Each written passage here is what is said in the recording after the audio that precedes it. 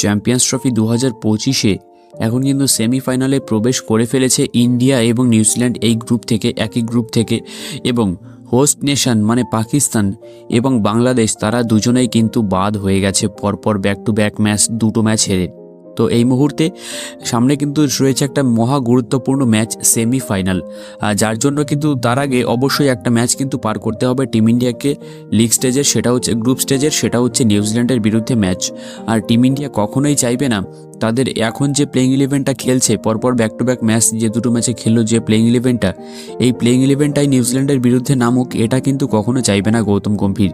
কারণ চোটের প্রবণতা থাকতে পারে, চোটের সম্ভাবনা থাকতে পারে। তাই নিউজিল্যান্ড ম্যাচে অন্তত আমার মতে কিছু প্লেয়ারকে বিশ্রাম দেওয়া উচিত।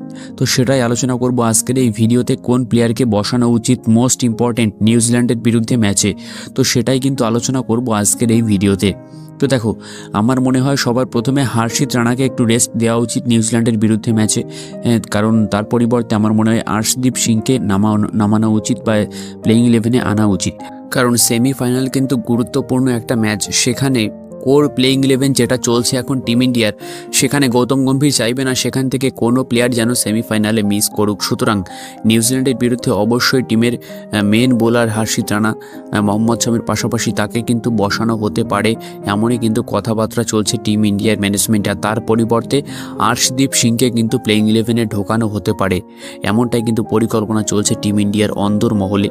তাছাড়া আর পরিবর্তনের কথা বলতে গেলে যে আমার মনে হয় কুলদীপ যাদবকে একটু রেস্ট দিয়ে তার পরিবর্তে বরুণ চক্রবর্তীকেও একটু দেখে নেওয়া উচিত বা শেষ ম্যাচে সুযোগ দেওয়া উচিত, যেহেতু টিমটা সেমিফাইনালে প্রবেশ করেই গেছে।